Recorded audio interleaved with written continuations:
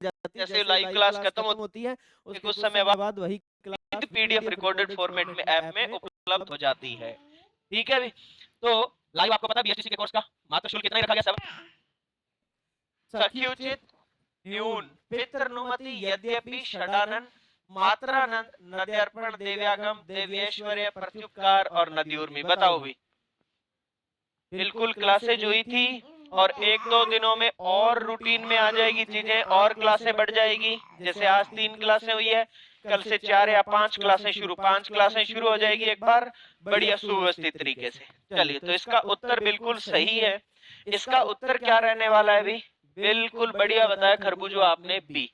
देखिए, बाकी जितने भी शब्द हैं वो सब यण स्वर संधि के हैं। ठीक है, एकमात्र शब्द है षडानन जो बना हुआ है षट प्लस आनंद से। किससे बना हुआ है? षट प्लस आनंद। ये देखो आप, प्रथम के अंतिम टय में क्या लगा हुआ? हलंत। हलंत लगने का मतलब टय क्या है? आधा। आधा है मतलब इसके टुकड़े नहीं हो सकते। जब इसके टुकड़े नहीं हो सकते तो इसी को अंतिम मानना पड़ेगा। और ये क्या है? टय। अब बताओ, टय ठय डय डय क्या होते हैं? व्यंजन। टय व्यंजन होता है। प्रथम का अंतिम व्यंजन आ गया व्यंजन संधि। एक व्यंजन होते ही व्यंजन संधि हो जाती है। ध्यान रखना, दीर्घ संधि कैसे हो जाए? व्यंजन। अब टय अपने तीसरे डय में बदलेगा, डय में आ मिलेगा डा और षडानन। व्यंजन संधि का शब्द है भी व्यंजन संधि का।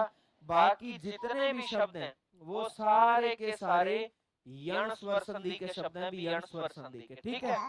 अन्वित किससे बना है? अनु प्लस इत। मैं सबके संधि विच्छेद लिख देता हूं क्रमशः, सब यण स्वर संधि है।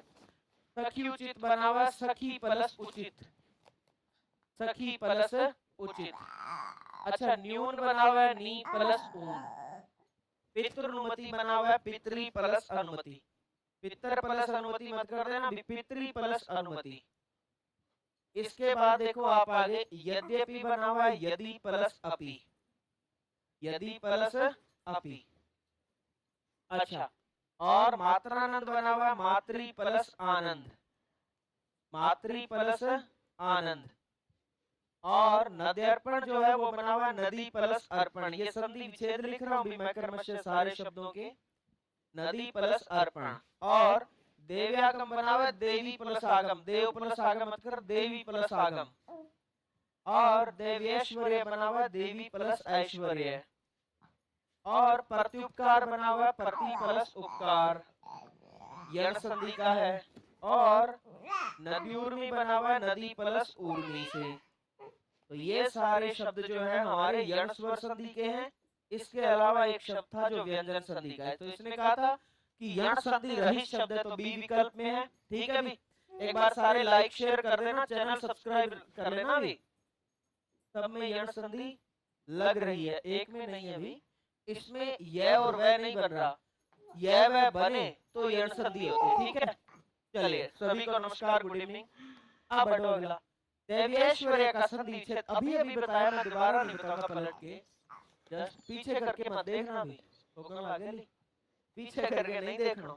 सर आप धुंधले दिखाई दे रहे हो, क्या बात, आज मेरी ओरिजिनल शक्ल दिखाई देगी क्या तुम लोगों को? धुंधला कैसे दिख रहा हूँ? वैसे तो मैं इतना फूटरा दिखाई देता हूँ तुम्हें। तो बताओ इसका उत्तर क्या होगा? देव्यैश्वर्य का संधि विच्छेद क्या होगा? अब आप सुनना भी, आपकी क्लास YouTube पर नहीं मिलती रिंकू जी, रोज होती है शाम को 6 बजे लहर क्लासेस पर। ठीक है। तो सुनो, आपके पास दो विकल्प हो सकते हैं। देखो, एक तो मान लो आप कर दो देव प्लस ऐश्वर्य, कोई दिक्कत नहीं है। और एक कर दो देवी प्लस ऐश्वर्य। ठीक है। अपने दोनों से बना के देख लेते हैं किससे बनेगा। अब मुझे ये बताओ, प्रथम का अंतिम है ए, वह टूटेगा आधे, वह प्लस है में प्रथम का अंतिम है द्वितीय का प्रथम आई।